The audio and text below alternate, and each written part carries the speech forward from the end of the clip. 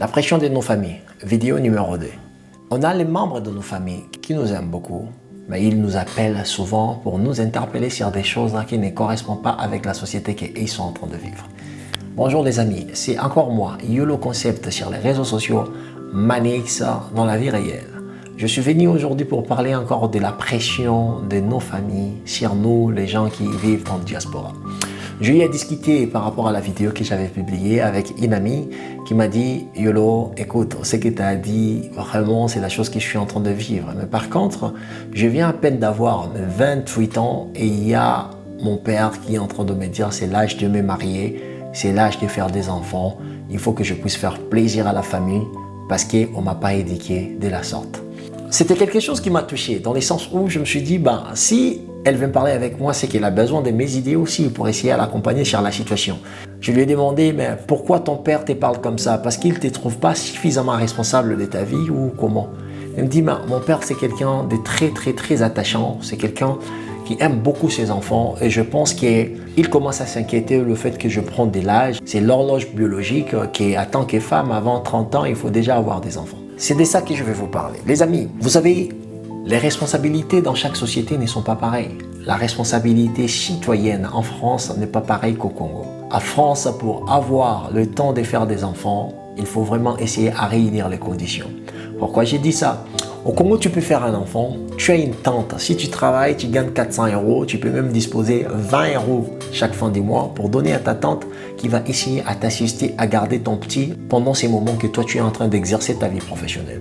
Mais par contre, en France, en Belgique, aux États-Unis, c'est quelque chose qui va te demander énormément de moyens. Ce qui veut dire que l'horloge biologique existe, oui, mais par contre, il faut regarder des conditions qui sont préalables devant toi pour essayer à répondre devant tes responsabilités.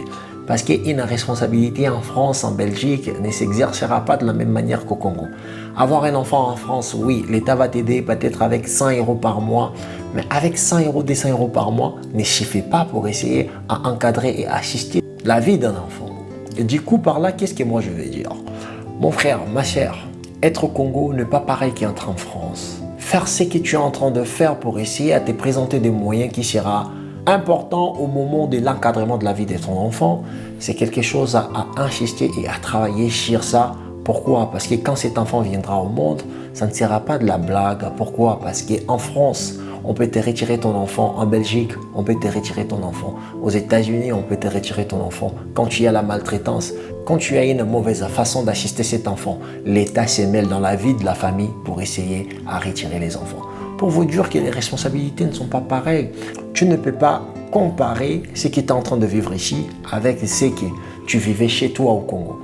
S'il y a des différences, ce qui veut dire que c'est important d'essayer à très bien réfléchir, de ne pas regarder l'âge, de ne pas regarder la pression de la famille, de ne pas seulement faire référence à ton éducation, mais aussi de prendre en compte les valeurs et les exigences de la société que tu vis pour essayer à présenter à ton enfant des choses qui vont équilibrer sa vie et son éducation.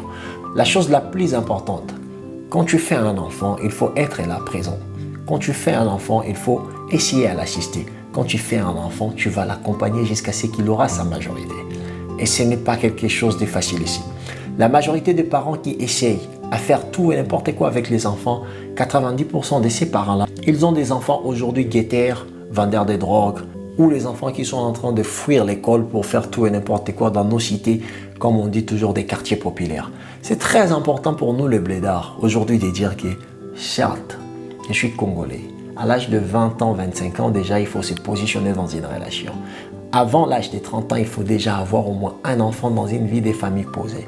Mais on n'a pas tous les mêmes chances pour essayer à croiser des gens dans lesquels ils vont nous accompagner dans l'éducation de ces enfants qu'on veut mettre au monde. Ce qui veut dire, le partenaire, tu dois entendre quelqu'un de posé qui a les mêmes ambitions que toi. À cause de la pression de ta famille, tu peux essayer aussi à faire des enfants avec une personne qui n'était pas prête parce que toi, tu subissais une pression dont tu veux répondre sur cette pression en oubliant que la personne qui est en face de toi n'est pas suffisamment équilibrée pour essayer à t'accompagner dans l'éducation de ces enfants tout au long de leur vie jusqu'à la majorité. Les amis, le moyen dans cette société capitaliste d'hyperconsommation sont hyper importantes pour ne pas déjà avoir des enfants complexés. nous-mêmes, on doit déjà avoir quelque chose qui nous aide, à les assister, qui nous aide, à les accompagner, qui nous aide, à prouver notre attachement vis-à-vis d'eux.